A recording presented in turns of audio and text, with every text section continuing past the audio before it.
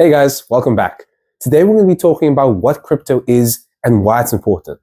You've probably heard terms like crypto is the future or Bitcoin is digital gold. But what does that actually mean? Crypto is changing how people think about money, and it's definitely worth understanding even if you've never gone into it before. To understand crypto, you're first going to need to understand what the blockchain is. Think of it like a shared notebook that everyone can see, but no one can erase or change. Every time someone sends or receives money, it's saved into this digital notebook called the blockchain, and then copies of it are stored across thousands of computers worldwide. Because every entry is checked and agreed on, it makes the blockchain trusted, transparent, and secure. Nobody owns the blockchain. It's simply run by technology, therefore not the government or anyone else owns it. Now, the biggest difference between crypto and traditional banking is control. When you give the bank your money, you are in fact paying them to look after it, approve transactions, and set limits. With crypto, you are in control of your own money, not the bank. You'll have 24/7 access to it. No one can freeze it or delay access. Think of it like having cash on your wallet, but it's online, encrypted, and protected. With a crypto account, you can send and receive money anywhere in the world.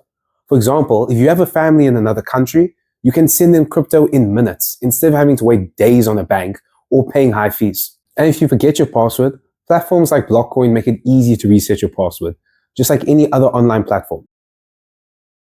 Now let's look at a few of the cryptocurrencies that you're going to come across in the crypto space. First off, let's start with the big one. Bitcoin, also known as BTC, was founded all the way back in 2009 with a simple goal: to create a form of currency that isn't controlled by the government. Today, it's also known as digital gold because, like gold, Bitcoin has a limited supply. People buy and hold on to Bitcoin to protect their long-term wealth. USDT is what we call a stable coin. This essentially means that one USDT will equivalent to one US dollar, maintaining its value, which means that it will be easy for people to send and hold on to their money without having to worry about price swings. ZAR and USD, these are normal currencies that you can use to easily convert to and from crypto. Other coins you might hear about, like altcoins or meme coins, these are often designed for a specific project or for a community, and oftentimes they are more volatile.